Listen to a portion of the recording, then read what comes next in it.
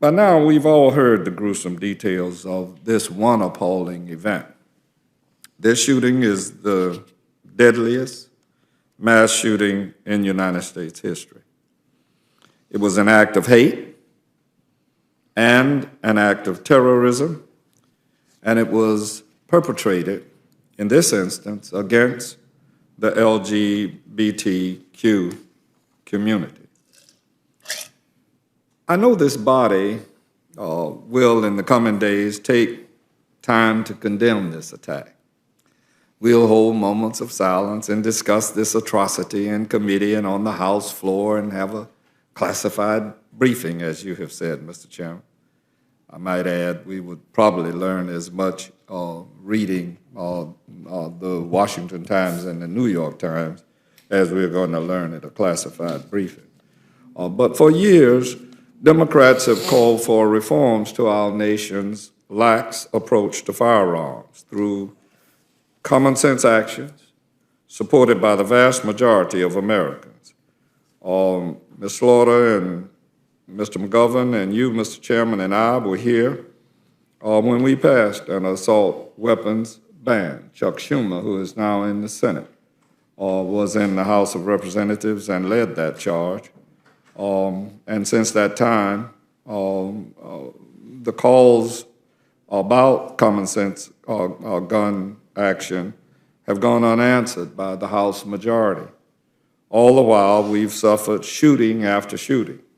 Virginia Tech, Newton, Charleston, Oak Creek, Chattanooga, San Bernardino, and now Orlando. The list is larger than that. Ms. Slaughter pointed out 900 plus identifiable mass shootings in recent times. But I need to ask the majority, what are we going to do? We cannot deny the severity of this epidemic. A man that we pretty much ran out of town, Mr. Satcher, Dr. Satcher, identified gun violence as an epidemic and thought that we should approach it from that standpoint.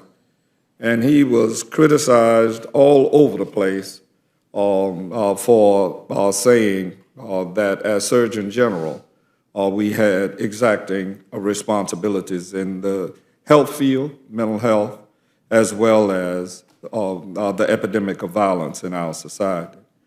And while the majority, and I want to make it clear that there are some members in the Democratic Party that are also afraid of the National Rifle Association.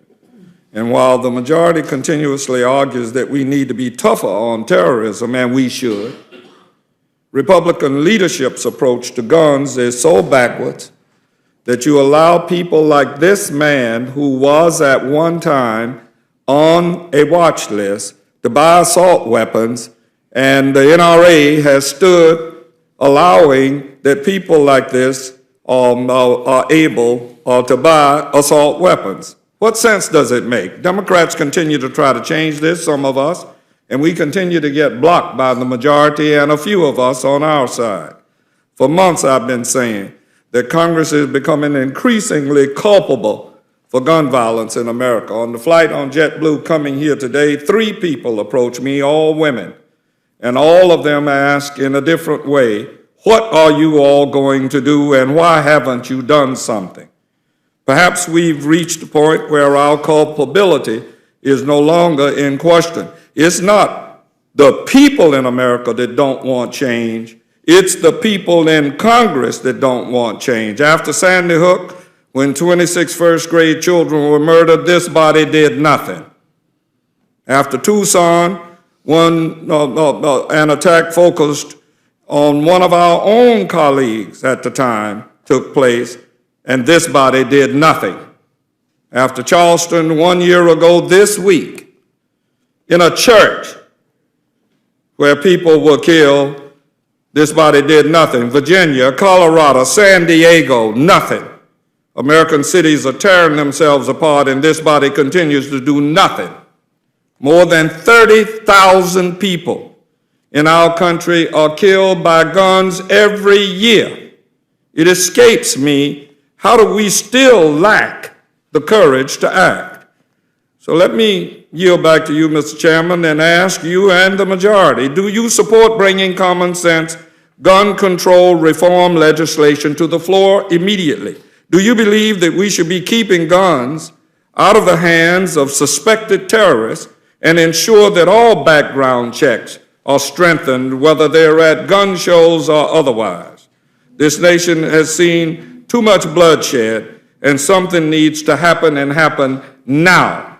I'm personally no longer going to participate by standing in moments of silence where gun violence is involved, not out of disrespect for the victims, but because there's absolutely too much silence. Thank you, Mr. Chairman.